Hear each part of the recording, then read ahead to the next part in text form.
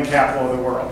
And when the people from those mills said they would build a lifetime of opportunity and build great corporations and small businesses. And those businesses and small opportunities created middle-class neighborhoods and strong opportunities for people. And a community that's the #1 volunteer community in the country. And that has the most amazing arts community. None of these things were done with people of small visions. And when they saw the greatest natural environment of any city in America, they built the greatest park system of any city in America. We stand on amazingly strong shoulders of people who not only held people up, but allowed them to look forward. We have a lot of work to do tomorrow, but we have tremendous opportunities in this future.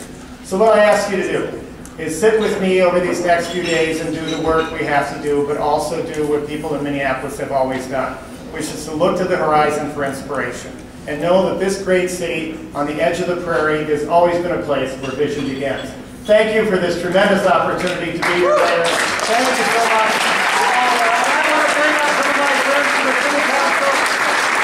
I want to bring them all up now. Betsy Hodges, come on up here. Where's Schiff? Robert Reinhold.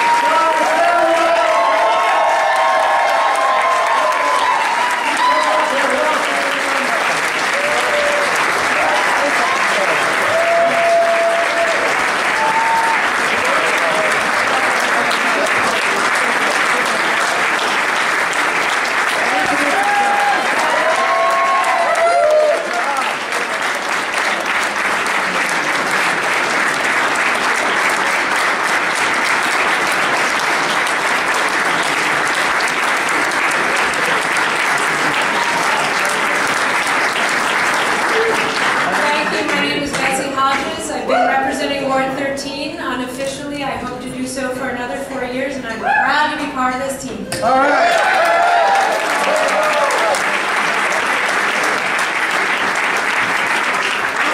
Hi, my name is Don Samuels.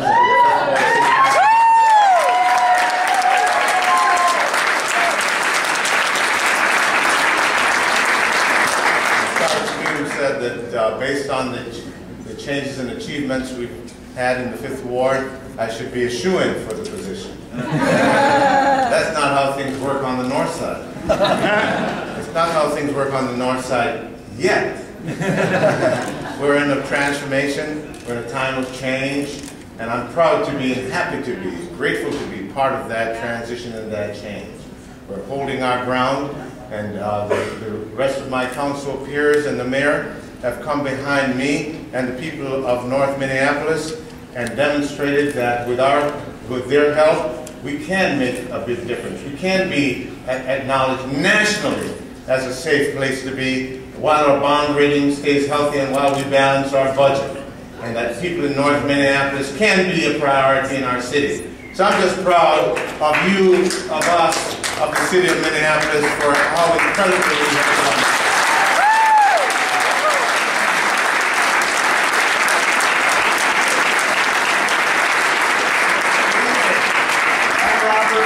I'm thrilled to say I will continue to be the 6th Ward City Council. I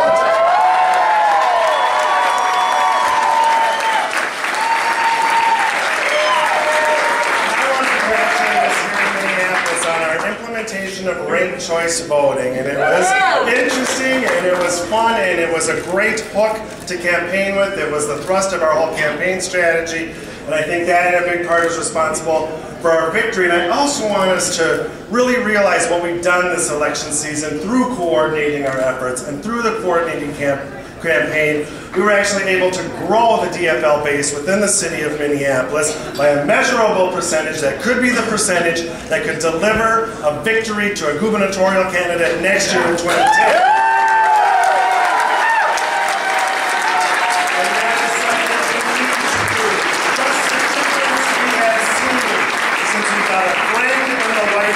We worked together to put a friend in the White House last year. It has made governing within cities and governing within Minneapolis a much better thing, a much happier thing, and I feel like I'm really serving my constituents. I feel like we're all really serving our constituents. If we can get that friendly presence in the governor's mansion in 2010, it will be a happy day to govern in the city of Minneapolis. Thank you.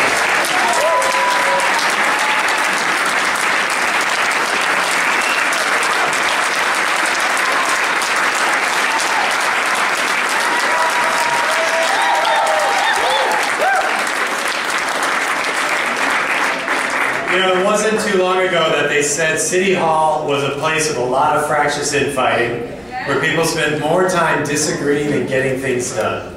And I think the results tonight show that the people of Minneapolis understand this is a team. This has been a team effort all year long. And we share values. And those values start with a D, an F, and an L. They're the DFL values of labor and progress. And these are the values that are going to govern the city for the next 4 years. And I want to introduce the newest member of the team, John Quincy.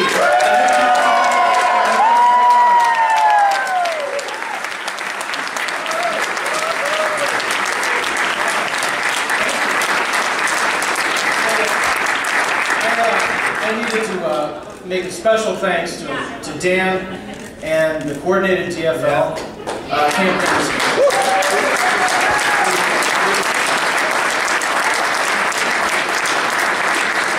Through that united and coordinated effort, I think we were able to bring a lot of people into the process in this tough time, in this tough year. So I was very excited about that, but I also need to acknowledge and thank my good friend Scott Benson, who I'm proud to succeed.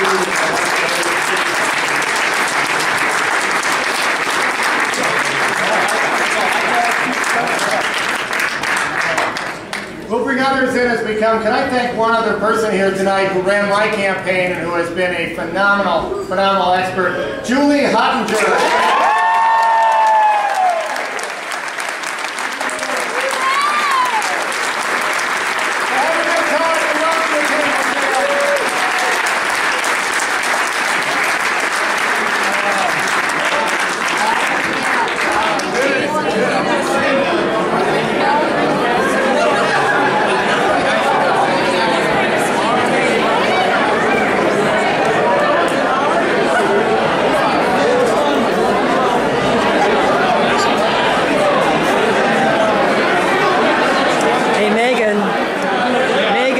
Congratulations.